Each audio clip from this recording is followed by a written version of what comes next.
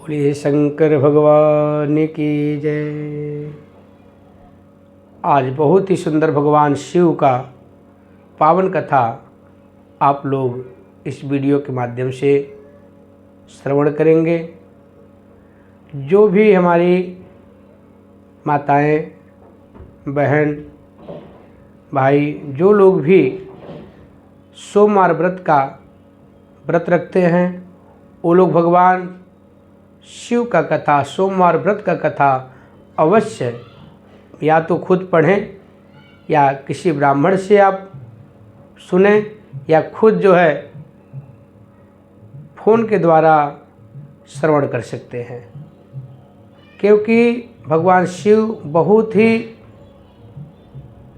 अवघड़दानी हैं और भगवान शिव बहुत ही भोले हैं, बहुत जल्दी प्रसन्न हो जाते हैं। तो कोई भी भगवान शिव जी का व्रत रख सकता है और सोमवार का कथा श्रवण कर सकता है या अपने ही पढ़ करके सुन सकता है। तो आइए हम लोग सर्वप्रथम भगवान शिव का ध्यान किया जाए, फिर कथा प्रारंभ करेंगे। बोलिए शंकर भगवान की जय। ओम वंदे देवं उमापतिं सुरगुरुं वंदे जगत्कारणं वंदे पन्नकभूषणं मृगधरं वंदे पशूनां पतिं वंदे सूर्यशशाङ्कनिवग्निनयनं वंदे मुकुन्दप्रियं वंदे भक्तजनां श्रयां च वरदां वंदे शिवं शंकरम्। अथ श्री सोमवार व्रत कथा प्रारंभ। सूतोवाच। एक साहूकार बहुत ही अमीर था, उसके पास धन की कोई कमी नहीं था। साहूकार के पास सभी सुख एवं ऐश्वर्य के साधन भरपूर था, किंतु उसको एक ही बात का दुख था कि उसके पास कोई भी औलाद नहीं था। उस साहूकार के घर में कोई भी उसका पुत्र नहीं था, उसके राजपाट को चलाने वाला कोई वंश नहीं था। दिन रात इसी चिंता में वह साहूकार लगा रहता और वह पुत्र पाने के लिए हर सोमवार को भगवान श्री चंद्रदेव शिव का पूजन करता, वह व्रत रखता था। वह रोजाना शाम को शिव मंदिर जाकर दीप जलाता था। साहूकार की भोलेनाथ के प्रति ऐसी भक्ति देख करके एक बार माँ पार्वती जी शिव जी से कहा, हे नाथ, ये साहूकार आपका बहुत ही अनन्य भक्त है और आपके ऊपर बहुत अटूट विश्वास करता है। ये साहूकार रोजाना आपका व्रत रखता है, हर सोमवार को आपका व्रत रख के पूजा करता है। वह रोजाना शिव मंदिर में जाकर दीपक जलाता है। साहूकार की भोलेनाथ के प्रति ऐसी भक्ति देखकर एक बार माँ पार्वती जी ने शिव से कहा, हे नाथ, ये साहूकार आपका अनन्य भक्त है और सदैव ही आपका व्रत और पूजा भक्ति भाव से किया करता है। आप कृपा करके इसकी मनोकामना को पूरी कर दें। पार्वती जी ऐसे वचन जैसे ही सुनाई भोलेनाथ को, भोलेनाथ ने माँ गौरी से कहा, हे पार्वती, यह संसार एक कर्म क्षेत्र है। यहाँ जो भी जैसे कार्य करता है उसे वैसा ही फल मिलता है। अर्थात जैसा कार्य मनुष्य करता है वैसा ही परिणाम उसको प्राप्त होता है और वह भोगता है। किंतु माता पार्वती आग्रहपूर्वक बोली, हे महादेव, यह आपका अनन्य भक्त है और आपके ऊपर विश्वास करता है। यदि इसको कोई भी दुख हो तो आप उसे पूरा करें और आपको पूरा करना भी चाहिए। हे महादेव, यदि आप अपने भक्तों की मनोकामनाएं पूरी नहीं करेंगे तो क्या मनुष्य आपकी भक्ति, सेवा, पूजा करेगा? पार्वती जी के इस आग्रह को सुन करके शिव जी ने कहा, हे शिवे, इस साहूकार के कोई पुत्र नहीं है, इस कारण दिन रात वह चिंतित व दुखी रहता है। इसके भाग्य में संतान न होने पर भी मैं इसे पुत्र प्राप्ति के लिए वरदान देता हूँ। भगवान शिव जी ने कहा, किंतु इसका पुत्र केवल 12 वर्ष ही जीवित रह सकता है।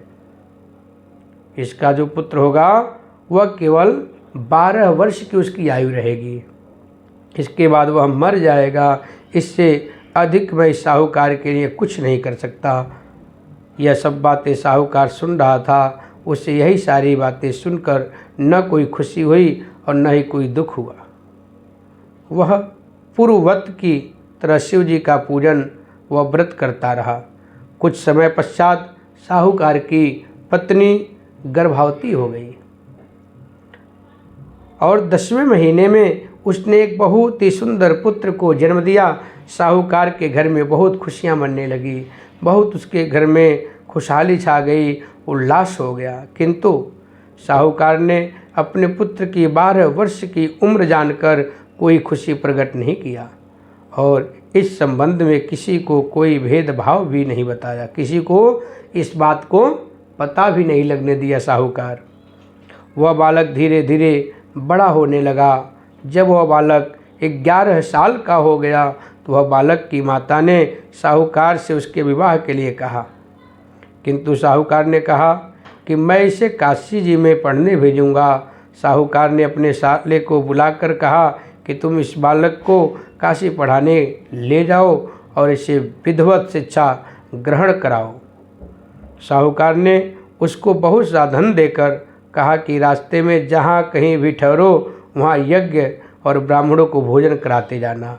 इस प्रकार वह दोनों मामा भांजे रास्ते में यज्ञ करते हुए, दान देते हुए और ब्राह्मणों को भोजन कराते रास्ते भर जाते रहे। रास्ते में एक शहर पड़ा। उस शहर में राजा की कन्या का विवाह था। एक अन्य राजा का लड़का बारात लेकर आया था, लेकिन वह एक आँख से काना था। लड़के के पिता को इस बात की चिंता थी कि वर को देखकर कन्या के माता पिता विवाह में किसी प्रकार की अड़चन न डालें। इसी कारण जब उन्होंने साहूकार के अति सुंदर बेटों को देखा तो मन में विचार आया कि क्यों न इस लड़के से विवाह का कार्य पूरा करा लिया जाए। यह विचार कर उसने लड़के और उसके मामा से कहा, यदि आप फेरे व कन्यादान का कार्य पूरा कर देंगे तो आपकी बड़ी कृपा होगी और हम आपको बहुत सारा धन देंगे। साहूकार के लड़के और उसके मामा ने इस बात को स्वीकार कर लिया था। विवाह का काम भली प्रकार से पूरा हो गया। जब वह लड़का जाने लगा तो उसने चुपके से राजकुमारी के चुन्नी में लिख दिया कि तेरा विवाह मेरे साथ हुआ है, लेकिन जिसके साथ तुम्हें भेजा जाएगा वह एक अंधा व काना है। मैं काशी जी को जा रहा हूँ। राजकुमारी ने जब इस प्रकार का लिखा पाया तो उसने राजकुमार के साथ जाने से इनकार कर दिया और कहा कि यह मेरा पति नहीं है। मेरा विवाह जिसके साथ हुआ है वह काशी जी गया है। राजकुमारी के पिता ने यह सब जब सुना तो उसने अपनी कन्या को विदा करने से इनकार कर दिया और बारात वापसी चली गई। उधर साहूकार का लड़का और उसका मामा काशी जी पहुँचे, जहाँ लड़के ने पढ़ना शुरू किया तथा अपना अतिरिक्त समय मामा भांजा यज्ञ दान आदि में व्यतीत करने लगे। इस प्रकार कई महीने बीत गए। जब लड़का 12 साल का हुआ तो उस लड़के के मामा ने यज्ञ का आयोजन कर रखा था और अचानक ही लड़के की तबीयत खराब हो गया। अब लड़के के मामा ने कहा कि अंदर जाकर सो जाओ। लड़का अंदर जाकर सो गया। थोड़ी देर के पश्चात लड़का वहीं सोते सोते मर गया।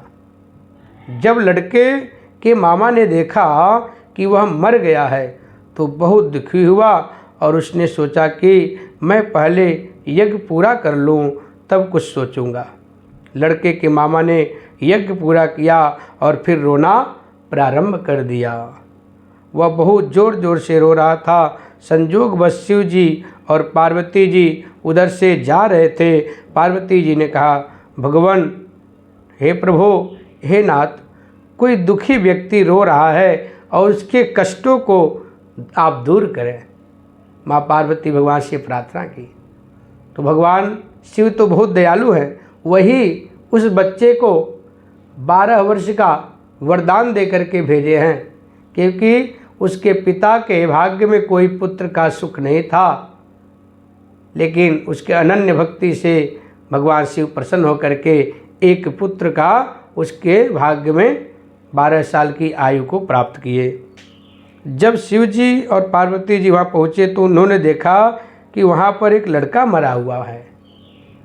तब पार्वती जी ने देखते ही लड़की को पहचान लिया और पार्वती जी ने लड़के के मरने का कारण पूछा तो भोलेनाथ ने बताया, हे गौरी, इस लड़के की आयु इतनी ही थी, ये अपनी आयु को पूरा कर चुका है।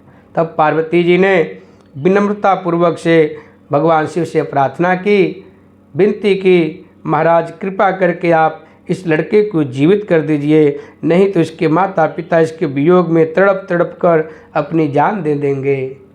देखिए माँ पार्वती भी कितनी दयालु हैं। उस बच्चे के लिए माँ पार्वती जी स्वयं पुकार लगाई और भगवान भोलेनाथ से प्रार्थना की। तब पार्वती जी की विनम्रतापूर्वक प्रार्थना को सुन करके शिव जी ने लड़के को पुनः जीवित कर दिया और शिव जी की कृपा से लड़का जीवित हो गया। शिव शंकर व पार्वती जी अपने धाम को चले गए और उधर लड़का शिक्षा पूरी होने पर उसके मामा पहले की तरह यज्ञ करते हुए, भोजन कराते हुए, दक्षिणा दान देते हुए अपने घर की ओर चल दिए। दोनों रास्ते में दोनों उसी शहर में गए जहाँ उस लड़की की शादी हुई थी। वहाँ पहुंचकर दोनों ने यज्ञ करना शुरू कर दिया। जब वे दोनों यज्ञ कर रहे थे तो उस लड़के के ससुर यानी वहाँ के राजा ने, जो उधर से घोड़े पर बैठ करके अपने शोक के साथ जा रहा था, उसने लड़के को देखकर पहचान लिया। राजा ने महल में ले जा करके दोनों को खूब सेवा की। कुछ समय राजा के महल में रहने के बाद लड़के ने राजा से जाने की आज्ञा लिया। राजा ने अपनी लड़की को लड़के के साथ विदा कर दिया और साथ में बहुत सारा धन एवं दास दासियां को भी साथ में भेजा।